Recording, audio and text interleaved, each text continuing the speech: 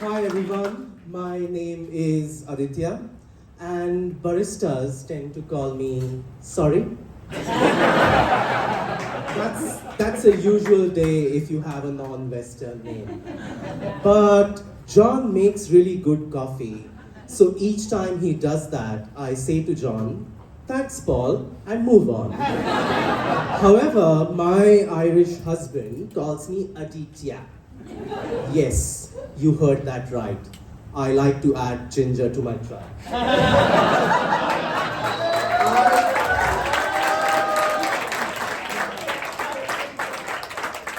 I grew up in India, in this beautiful city called Mumbai.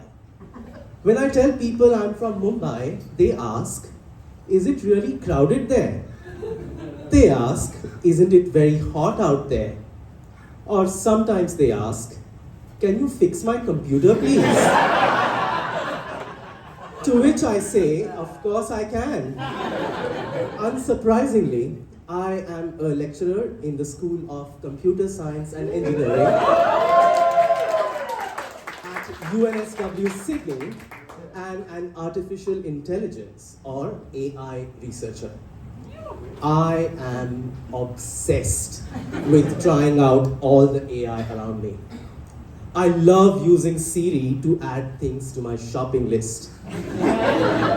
But it seems Siri does not understand my Indian spices too well. Like, what's mung beans? I also spend hours using ChatGPT, so much that my husband thinks I'm having an affair with ChatGPT. But I'll assure you I'm not, because that's what my last conversation with ChatGPT looked like. And my account got suspended after that. So I'm not having an affair. So, government units and businesses are looking to deploy AI for a variety of applications. My research is into enabling AI to communicate better with non-American speakers of English. Any Americans in the house? Oh, well, just one. Great. The AI of today is among a long list of American things lapped up by the world. But you would agree that there are many other forms of Englishes spoken in the world. And these are known as national varieties of English. I'm sure all of you would agree with me when I say that English is a widely spoken language. I wonder why though. Nevertheless,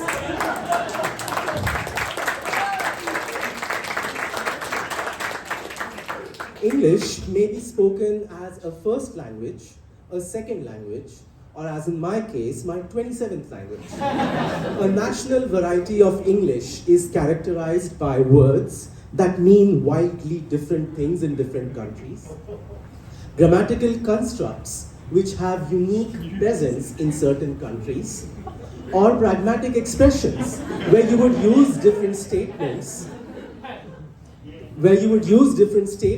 but mean the same thing in these different countries. The AI of today works the best for the American variety of English, but it has not been tested or tuned for many other Englishes. I initially thought that this poor performance of AI on Indian English was associated with my proficiency of English. But then I saw my native English speaker husband with his Irish accent try to communicate with Siri at home. And that's what his shopping list looks like.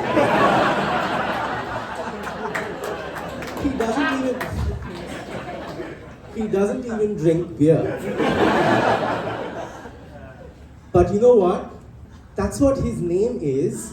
And I know many humans, including baristas, who may not be able to say that name. So good luck, AI. I'm sure all of you are thinking, what about Australian English? What would AI understand if an Australian man says servo? Or if an Australian man says, she'll be right, will AI start looking for a she around?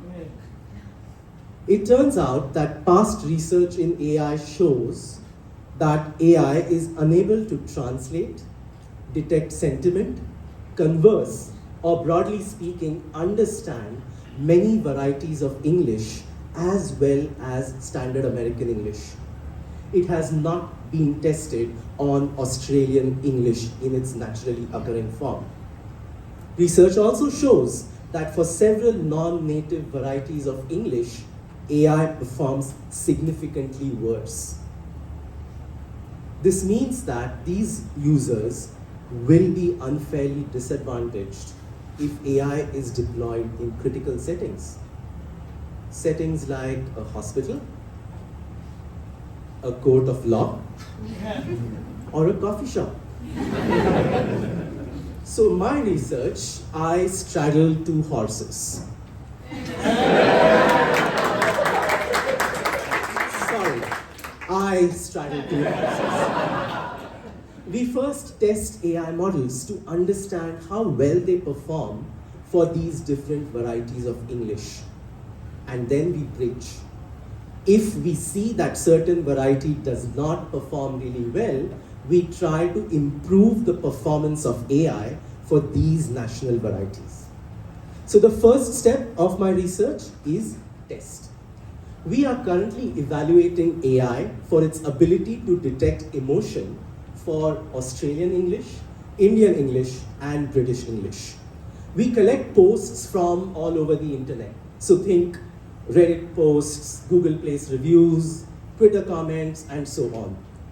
We want to make sure that these posts are as diverse as possible. Essentially, everyone from the person inside a pub in Canberra to a person fallen outside.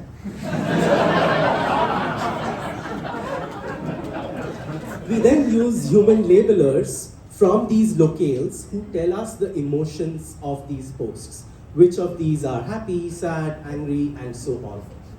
Once we have curated these data sets for the three locales, we then test AI to understand how well it performs.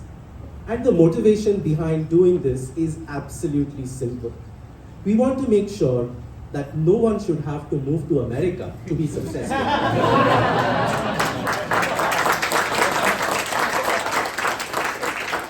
So once we've done that, we want to now bridge. Let's now talk about how we bridge the performance. Think of AI as a vacuum cleaner.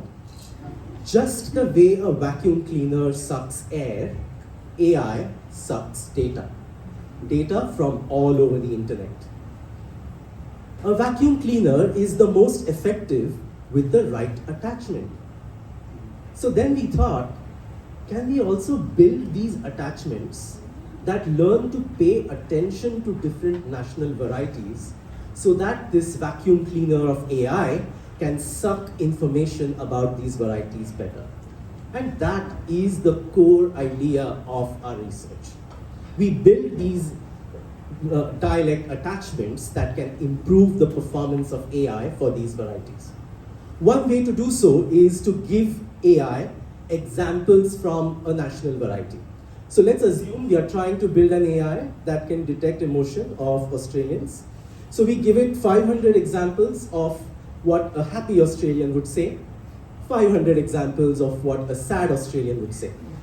For example, the happy Australian says, oh, this AI, it is redefining our jobs, we love it. But some sad Australians might say, oh, this AI, the other kind of AI, we don't like them taking our jobs.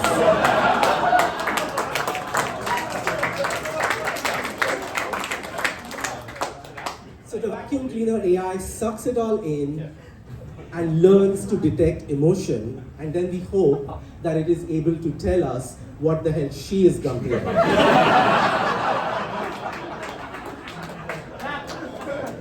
The second way to create these dialect attachments is to learn to map different expressions in these varieties. So let's consider Irish English, Indian English, and Australian English. So when an Irish person says it's grand, it's the same as the Indian head shake.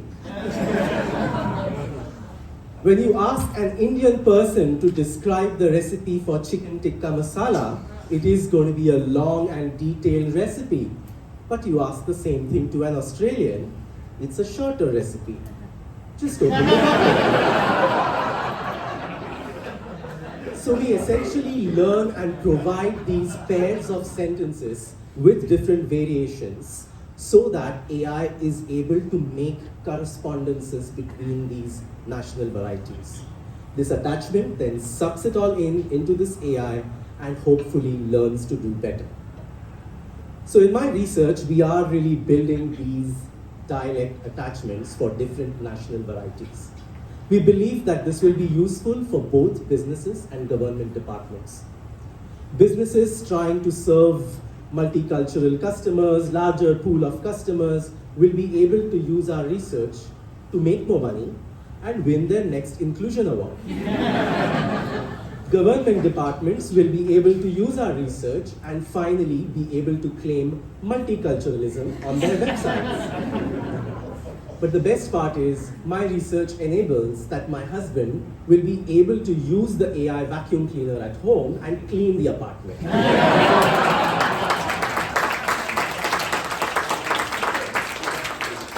So while I publicly claim, I must admit, I publicly claim that my research is about making AI inclusive, I think it's only about being able to use the AI devices at home with both of our non-American Englishes. After all, I'm researching a field that might result in AI taking over the world. So when AI baristas actually appear, I want to make sure we get our coffee orders right. That's it from me. Thank you.